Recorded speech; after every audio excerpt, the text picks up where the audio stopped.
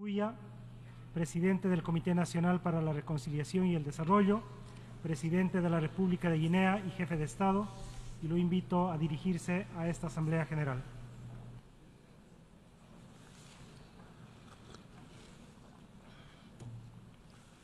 Monsieur le Président, Excellences, Mesdames et Messieurs les chefs de délégation, Monsieur le Secrétaire général, je voudrais, avant de commencer, Monsieur le Président, vous adresser les chaleureuses félicitations de la délégation guinéenne pour votre brillante élection à la présidence de la 78e Assemblée générale des Nations unies. Je voudrais également, devant cette auguste Assemblée, vous assurer du soutien de mon pays. Je souhaite par la même occasion rendre un hommage mérité à votre prédécesseur, M. Saba Korosi de la Hongrie, à M. le secrétaire général, M. Antonio Guterres. Je le remercie pour le dévouement avec lequel il dirige notre organisation. Monsieur le Président, Mesdames et Messieurs, en venant prendre part aux travaux de la 78e section ordinaire, je voudrais m'acquitter d'un devoir, celui de vous transmettre les chaleureuses salutations du peuple souverain de Guinée. Mon pays qui continue de fonder un espoir en l'Organisation des Nations Unies pour trouver des solutions idoines aux questions auxquelles notre monde continue d'être confronté. Dans ce cadre, Monsieur le Président, nous pensons que les fondamentaux qui ont sous-tendu à la création de notre organisation doivent s'adapter aux mutations profondes de notre société. L'objectif du thème de la présente session, paix, prospérité, progrès, durabilité, est d'actualité, évocateur et mérite une attention particulière de notre part. Épidémie de coups d'État en Afrique. Après celle de la Covid-19, le continent est frappé par celle des puts militaires, notamment dans les pays francophones du sud du Sahara.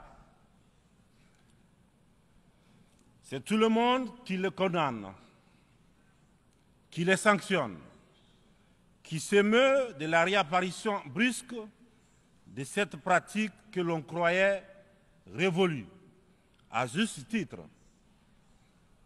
Mais j'ai envie de dire que la communauté internationale doit avoir l'honnêteté et la correction de ne pas se contenter de dénoncer les seules conséquences, mais de s'intéresser et de traiter les causes. Les coups d'État, s'ils se sont multipliés ces dernières années en Afrique, c'est bien parce qu'il y a des raisons très profondes. Et pour traiter le mal, Mesdames et Messieurs, il faut s'intéresser aux causes racines. Le putschiste n'est pas seulement celui qui prend les armes, qui renverse un régime.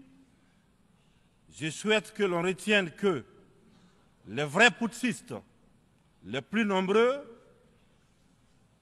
qui ne font l'objet d'aucune condamnation, c'est aussi ceux qui manigancent, qui utilisent la fourberie, qui trichent pour manipuler les textes de la Constitution afin de se maintenir éternellement au pouvoir.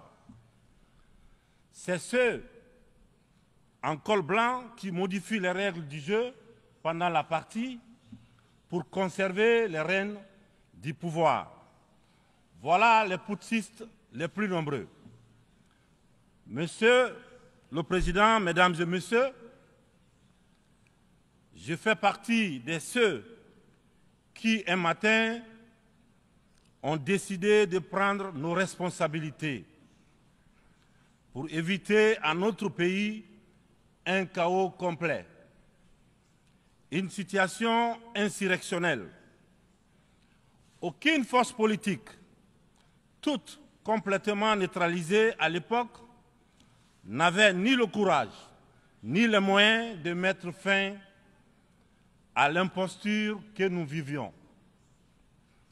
La rectification institutionnelle à laquelle mes frères d'armes et moi avons pris nos responsabilités le 5 septembre 2021 n'était qu'une conséquence de cette situation de chaos qui avait fini par fissurer le tissu social et mettre à mal le vivre ensemble.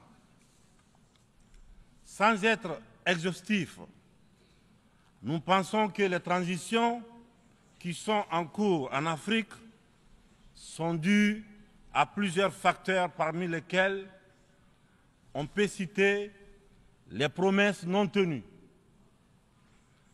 l'endormissement du peuple, le tripatouillage des constitutions par des dirigeants qui ont pour seul souci de se maintenir au pouvoir au détriment du bien-être collectif.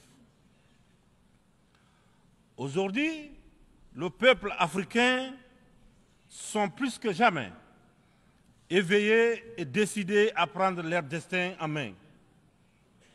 La mauvaise répartition des richesses crée des inégalités sans fin. La famine, la misère qui rendent le quotidien de nos populations de plus en plus difficile. Ces inégalités font partie des causes des événements qui mettent en péril surtout le vivre ensemble. Quand les richesses d'un pays sont dans les mains d'une élite, alors que les nouveau-nés meurent dans les hôpitaux par manque de couveuses, il n'est pas surprenant que dans de telles conditions, nous assistons à des transitions pour répondre aux aspirations profondes du peuple. L'Afrique souffre, mesdames et messieurs. Elle souffre d'un modèle de gouvernance qui lui a été imposé. Un modèle certes bon et efficace pour l'Occident, qu'il a conçu au fil de son histoire, mais qui a du mal à passer et à s'adapter à notre réalité, à nos coutumes, à notre environnement. Hélas, j'aimerais dire que la grève n'a pas pris. Je sais que lorsque je dis cela, tout de suite, ils sont nombreux à se dire encore un bidas qui veut tordre le cou à la démocratie. Encore un soldat qui veut imposer sa dictature.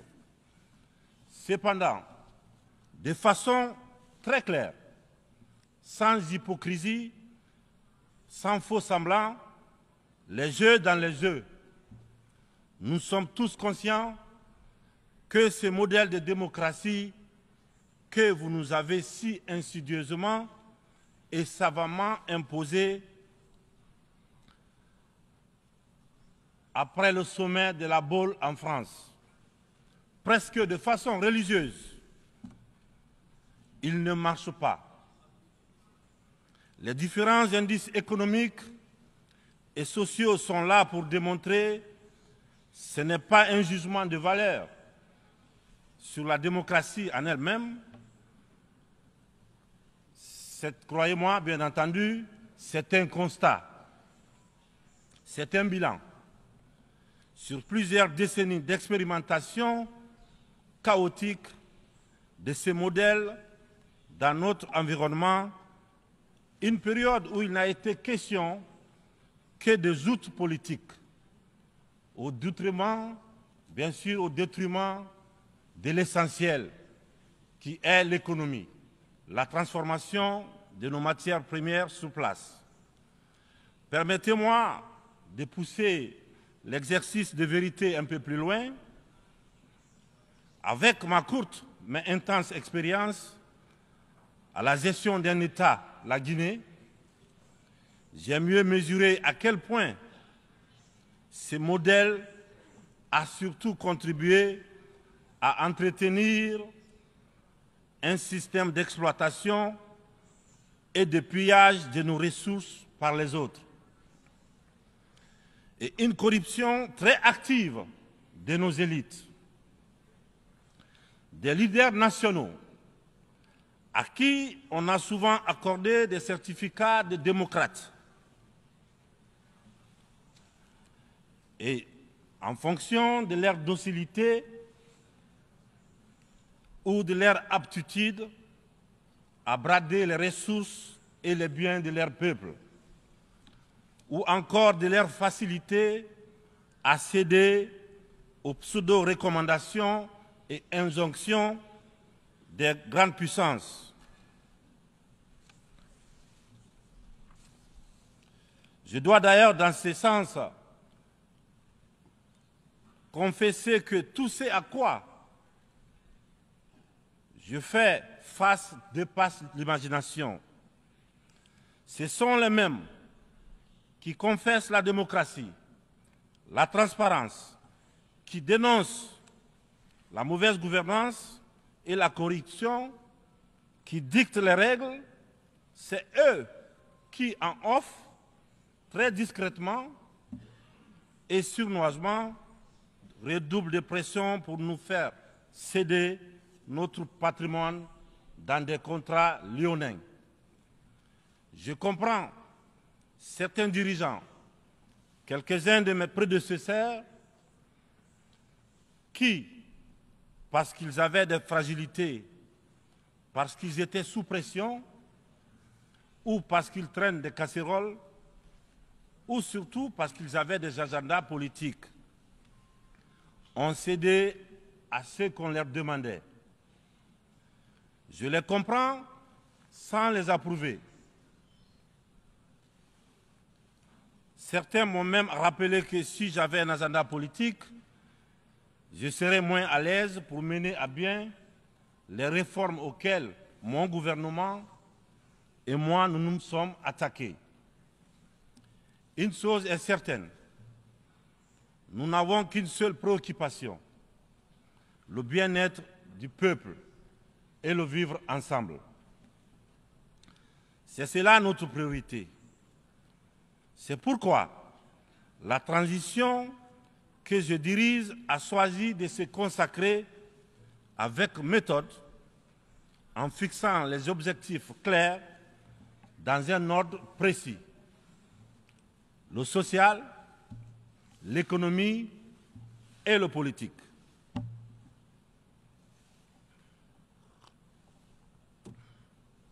Monsieur le Président, Mesdames et Messieurs, mon uniforme, je l'ai mis au service de mon peuple. Je vous serai reconnaissant de respecter ces serments, de nous tenir à distance respectable des divisions, de toutes sortes que beaucoup essaient de nourrir dans nos pays. Le Sahel traverse l'une des histoires les plus graves de sa très vieille histoire, mais elle a les ressorts nécessaires pour y faire face. Son sens légendaire de la diplomatie doit être libéré afin qu'ensemble, nous nous parlions sans interférence.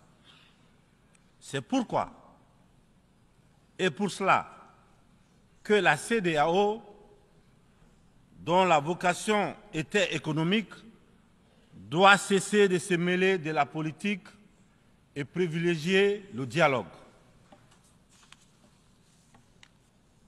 Nous, Africains, nous sommes fatigués, épuisés des catégorisations dans lesquelles les uns et les autres veulent nous mener et surtout veulent nous cantonner. La population de l'Afrique est jeune. Elle n'a pas connu la guerre froide. Elle n'a pas connu la guerre et les guerres idéologiques qui ont façonné le monde pendant les 70 dernières années. C'est pourquoi nous, Africains, nous trouvons insultants les cases, les classements qui tantôt nous placent sous influence des Américains, tantôt sous celle des Anglais, tantôt des Français, tantôt des Chinois, des Russes et même des Turcs. Nous ne sommes ni pro, ni anti-américains, ni pro, ni anti-chinois, ni pro, ni anti-français, ni pro, ni anti-russe, ni pro, ni anti-turc. Nous sommes tout simplement pro-africains. C'est tout.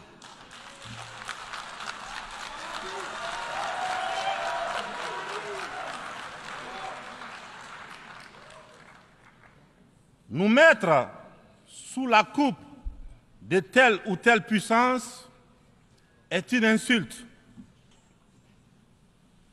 du mépris, du racisme vis-à-vis d'un continent de plus d'1,3 milliard de personnes. Il est important, dans cette prestigieuse et influente assemblée, que l'on comprenne clairement que l'Afrique de papa, la vieille Afrique, c'est terminé.